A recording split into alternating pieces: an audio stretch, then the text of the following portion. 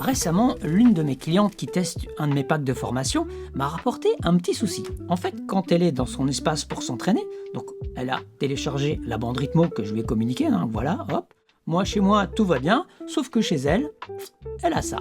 Paf, un écran vert. Oui, qu'est-ce qui se passe? En fait, j'avais testé un nouveau format d'encodage qui est beaucoup plus léger et qui me permet, moi, dans l'espace de formation, du coup, d'avoir des vidéos plus légères et donc, du coup, de ne pas saturer mon espace de formation. C'est le H265, c'est un format un petit peu moins répandu, mais qui permet d'avoir quasiment 50% de poids en moins sur une vidéo. Bon, je me dis, pas de souci, je vais le remplacer par le H264, et là, tout va rentrer dans l'ordre. Et c'est presque le cas, parce que de temps en temps, elle a quand même l'écran vert qui revient. Bon, alors je me suis dit, c'est certainement dû au format de la vidéo. Toutes mes bandes Rythmo sont en Full HD à présent, c'est quand même mieux que de les avoir en HD. Donc soit son ordinateur est un peu vieux, je vais lui faire un format HD et ça va rentrer dans l'ordre. Et ça ne s'arrête pas là. Effectivement, le format HD c'est déjà beaucoup mieux, donc quand elle le lit, elle a moins l'écran vert, mais elle a quand même un écran vert qui apparaît de temps en temps. Bon, alors ce truc d'écran vert, c'est quand même un peu embêtant parce que chez moi, j'ai beau tester toutes les bandes Rythmo que j'ai faites, j'ai fait une première version ici, que j'ai appelée V2 en fait, pas de problème.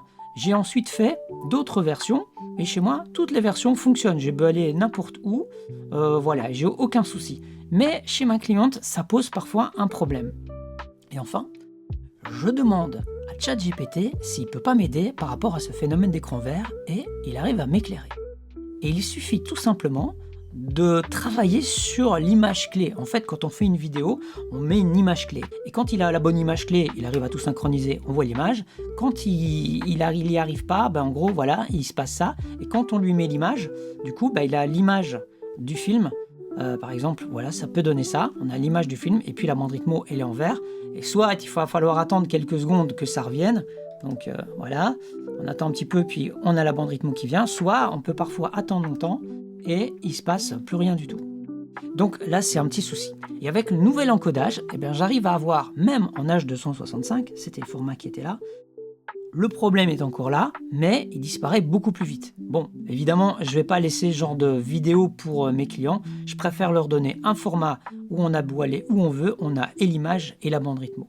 Donc du coup, j'ai enfin trouvé le format qui va être le plus on va dire compatible, que vous soyez sur Mac ou sur PC. Et comme vous l'avez vu, il suffit de glisser une bande Rythmo et la VO, et vous pouvez déjà lancer vos sessions d'enregistrement. Si ça vous intéresse et vous voulez en savoir plus pour vous entraîner au doublage, cliquez sur le lien et abonnez-vous.